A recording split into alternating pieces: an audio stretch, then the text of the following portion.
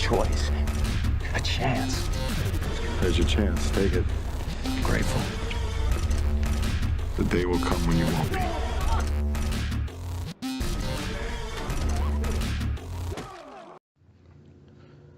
Hey, what's up, guys? Back again with another throwback review for The Walking Dead. This will be for Season 4, Episode 2, entitled Infected. Alright, guys. Episode starts out late at night at the prison. An unknown person is shown feeding a rat to some of the fence walkers. The scene then swaps to a Tyrese and Karen in the library, overlooking their lives, and then Tyrese begins playfully singing to her. They both then head back to their respective cells. Karen takes a detour to the showers and fills up a pitcher of water where she hears movement but finds nothing.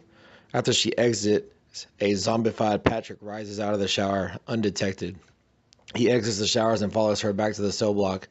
He stops at her room but is distracted by the coughing of another person and wanders into his cell and proceeds to bite out the man's throat, preventing him from calling for help.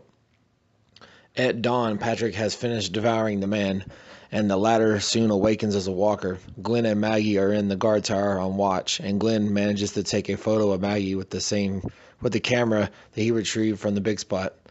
Rick and Carl head out to tend to the pigs, and Carl asks if he can help with the fence cleaners, but Rick shuts the idea down. Carl apologizes and reassures his father that he is trying to live normally and asks if he can get his gun back. Before Rick can answer, they hear gunshots. Mika and Lizzie run out of the cell block D, calling for help. A horde of walkers has attacked from within and killed several people. Michonne, who is heading out on a supply run, is alerted to the chaos, but gets trapped in the prison gates with two fierce walkers. Just as the walkers manage to overpower her, Carl kills one of them. The other is kicked off by Michonne and then shot by Maggie. Michonne accidentally injures her leg on one of the snares, but is helped up by Maggie and Carl.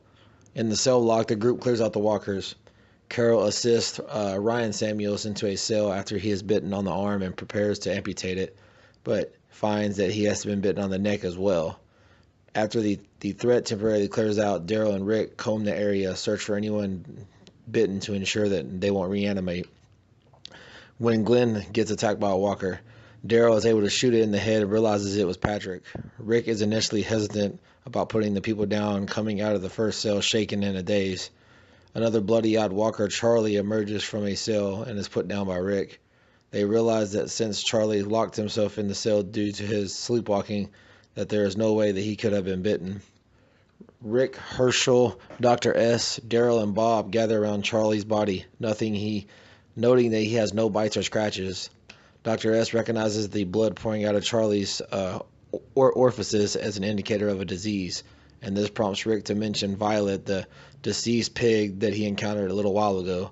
Glenn suggests that it's a new walker disease, but Dr. S says that he saw cases like this pre-apocalypse.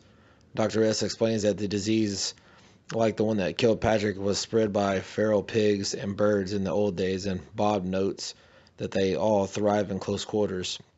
Like the cell block, they conclude that everyone in the cell block could indeed be infected by the flu. Brian realizes that he is dying and asks Carol to take care of Lizzie and Mika for him as if they were her own. Carol agrees, but also tells him that he has to let them say goodbye to him before she kills him. As Lizzie and Mika reluctantly do so, Carol tells them that what she has to do it, but Lizzie volunteers to do it instead. At the last minute, she's unable to stab her father in the head and turns away crying as Carol takes back the knife and does it herself. Carol, Herschel, Daryl, Sasha, and Glenn think about what they can do with the people who might be infected, including a suggestion of quarantine them in cell block A, former death row. They then hear coughing outside of the room. It's shown to be coming from Karen, who is walking with Tyrese. She is told that she must be quarantined in the tombs while they find out what the cause is. Sasha, as well as Karen herself, calms Tyrese, stating that it is necessary. As she leaves, Karen also mentions that David was coughing as well. Carl and Maggie are carrying Michonne back inside when Rick approaches them. He tells them what had happened and assures Maggie that Herschel and Glenn seem to be fine. However, he says that they must stay away from him for now due to the possibility of being infected. Beth is then seen dressing Michonne's wound when the latter says that she made a mistake of letting the two walkers get the better of her. She bitterly says that Maggie and Carl should have left her. Bess says that she is being foolish. People getting hurt is part of living with a group. She muses about those who died, wondering what you call a parent who's lost a child. Michonne begins to tear up, but composes herself immediately, and Beth doesn't notice. Later, she asks Michonne to hold Judith while she cleans up the mess Judith made on her. Michonne looks at Judith with an indifference look, but then loses control and weeps while holding Judith close, hinting that something horrible might have happened to her in the distant past. Carol goes to talk to Mika and Lizzie as they stand by the fence. She turns to Lizzie and tells her that Ryan asked her to take care of them, and says bluntly that Lizzie has become weak and that in this world you can't be weak. Lizzie begins crying and asks how they can kill someone, and Carol realizes that she is referring to Nick, the walker that she named in the previous episode. Lizzie runs away, and Mika explains that Lizzie's not weak, she just messed up. Daryl is digging graves for those who have died, and Rick comes to assist. Daryl tells Rick that he's earned his time away from being in the position of leader. Then Maggie screams for them to follow her. It's shown that a massive group of walkers, possibly drawn by the gunfire from earlier, is converging at a portion of the fence that is about to give way. Despite the efforts of Glenn, Sasha, and a few others, there are just too many walkers. Sasha points out the carcasses of several dead rats near the wall, suggesting that someone has been luring the walkers to the fence, which explains why they are clustering together instead of spreading out. Rick is getting an idea of what to do. He tells Daryl to get one of the trucks.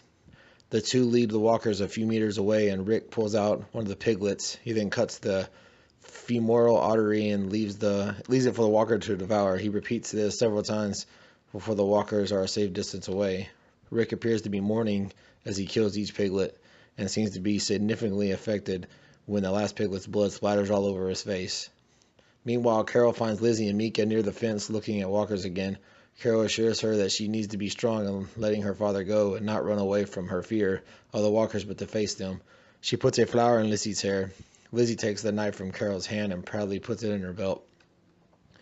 Carl finds his father about to burn up the pig pen. Rick explains that they either got the virus from the pigs or that we infected them.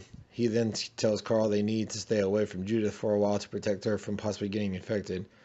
Carl tells Rick about Carol teaching the kids how to use knives, but asks that Rick not confront her, as he believes she is right in doing so.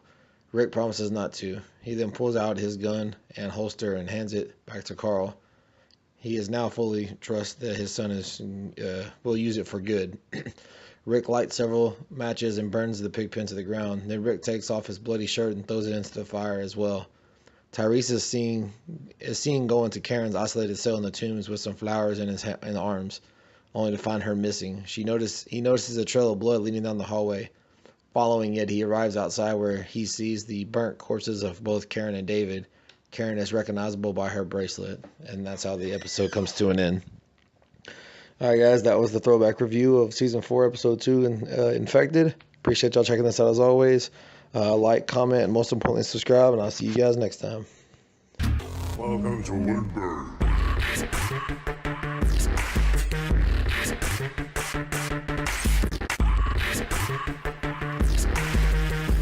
Listen up, pants yet?